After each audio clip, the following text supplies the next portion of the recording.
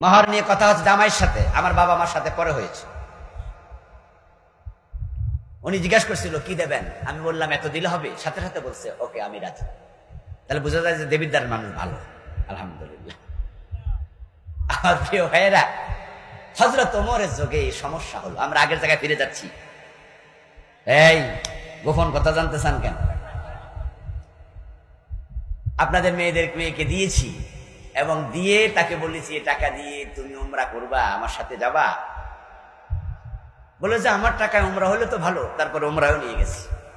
যদিও এই টাকা হয় না, আমি সাথে আরো কিছু দিছি। আর মাইয়ার বাবারা এখানে আছেন অনেকেই, মাইয়া যদি একটু লেখাপড়া করে সরকারি চাকরি পায়, তাহলে মহারানা 10 লাখের নিচে কল্পনাই প্রশ্নই আছে। আমার মাইয়ার বেতন কত জানেননি মাসে? আর মাইয়ার গায়ের চামড়া যদি সুন্দর হয়, সাথে আর সরকারি চাকরি হয়, তাইলে তো খবরই আছে। পারে না পোলার বাবার জবে করে লাগবে 30 লাখ 40 লাখ টাকা মোহর দাবি করে বসে এমন মেয়ের বাবা।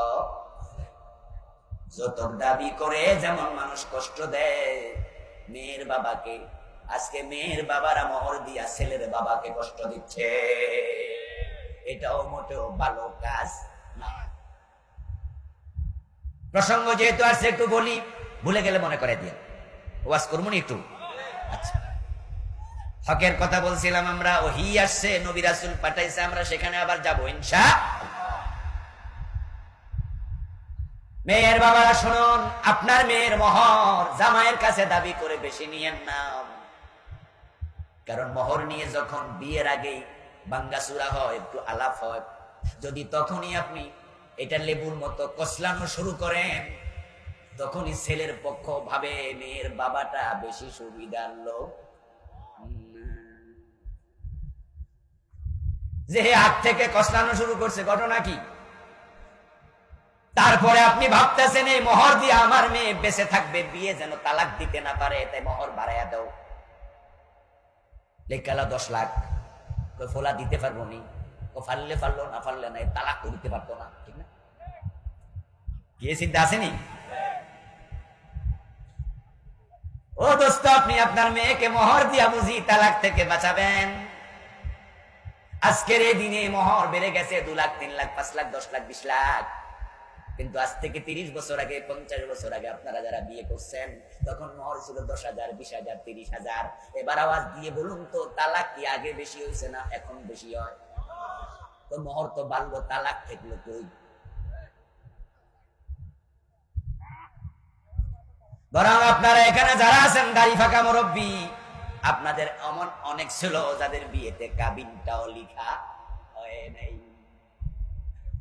যেমন 2-4 জন আছেন, একটু হাত তোলা যেন দিয়ে মুরব্বীদের আছে অনেকে, দেখেন আর লাগবো না বেশি করলে।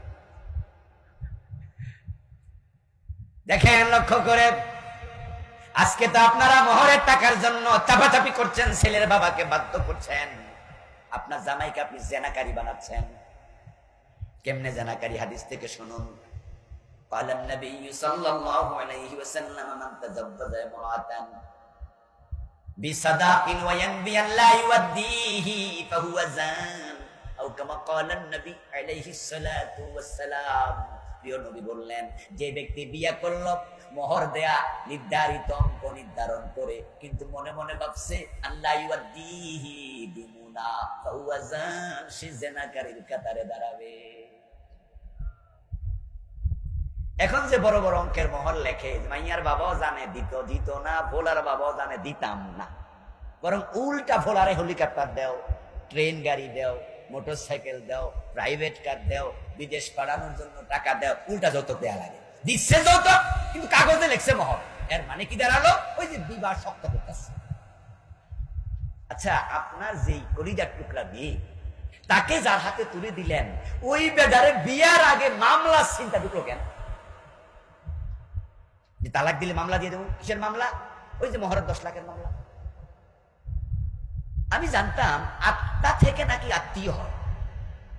আত্মা শব্দের সাথে আত্মীয়তার সম্পর্ক।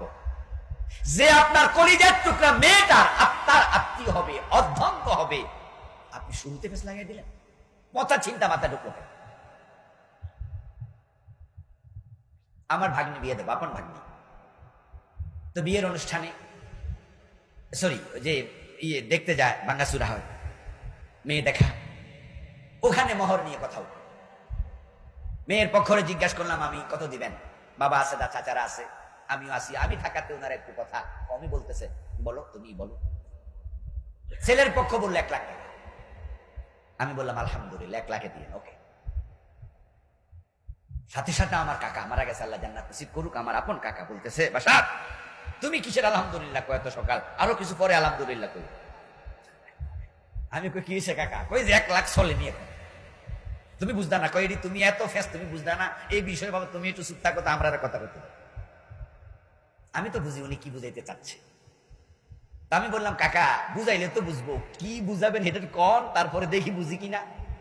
তা আমার হাতে ধইরা এক পাশে নিয়ে কইতাছে, বেড়া এত কম মোহর হলে ভবিষ্যৎ আছে না? আমি কইলাম কাকা 1 লাখের জায়গায় 2 লাখ দেবেন, আপনি বাড়ালে 3 লাখ দেবে না 5 লাখ দেবে? যদি এই ছেলে চায় এবং নিয়ে সংসার করবে না, সে 5 লাখ দিয়েই তালাক। আর যদি আল্লাহ সংসার টিকায় রাখে, তাদের মাঝে ভালোবাসা হয়, মিল থাকে, 10,000 টাকা মোহর দাও, বিয়ে কোনোদিন ভাঙবে না। বরং এমন স্বামী আছে বোর জন্য কিডনি দিতে রাজি হয়ে যায়, বলবে আমার বউকে আমার কিডনি দিয়ে বাঁচাও। কাকার সাথে এত কথা বলিনি, আপনাদেরকে একটু বেশি বললাম আর কি, বুঝানোর জন্য যে কিডনি বিডনি পর্যন্ত যাই না। আমি বুঝাইছি জাস্ট কাকা শুরুতে মাথায় এত খারাপ চিন্তা আনা ভালো না। আলহামদুলিল্লাহ আজকে আমার ভাগ্নির ছেলে অনেক বড় হয়েছে, অনেক সুখে আছে, তারা অনেক সুখে আছে। আপনাদের জন্য বলছি, দয়া করে আপনার জামার উপর জুলুম করবেন না। মোহরের সংখ্যা ওই পরিমাণ দেন যেই পরিমাণ জামাই দেওয়ার মতো সামর্থ্য আছে। জামাইকে বাসর ঘরে আপনার মেয়ের কাছে মাথা নত করতে বাধ্য করবেন না। স্বামী রাজার জায়গায় থাকুক, তাকে রাজার জায়গায় রাখেন। আচ্ছা যেই স্বামী বাসর করে তার বউর হাত ধরে কওয়া লাগে, হ্যাঁ আমার মোহরটা একটু মাফ করে দিও, অথবা আমি পরে দিব, একটু চান্স দেও। আচ্ছা এবার রাজা থাকে না চাকর? কোথা থেকে কোথায় নামালে? এ তো দাসের মতো কথা বলছে। রাজা তো মাথা উঁচু করে কথা। এমন মোহর কেন নির্ধারণ করলেন যে আপনার মেয়ের কাছে আপনার মেয়ের জামাইটা মাথা নত করছে? মেয়ের বাবারা শুনছেন তো? আজ মনে থাকবো না? কয় না, কয় না, হ্যাঁ কয় না। এবং ছেলের বাবাদেরকে বলবো, ছেলেদেরকে বলবো, বেশি মোহর দিলে ওই মেয়েকে বিয়ে করতে রাজি হবেন না। বলবেন যে খারাপ মানুষের সাথে আত্মীয়তা দরকার নাই। রাজি আছেন না নাই? যারা আপনার উপর জুলুম করে সে আত্মীয় হয় কেন, আত্মার সম্পর্ক হয় কেন? যাক আলহামদুলিল্লাহ এলাকার মানুষ ভালো।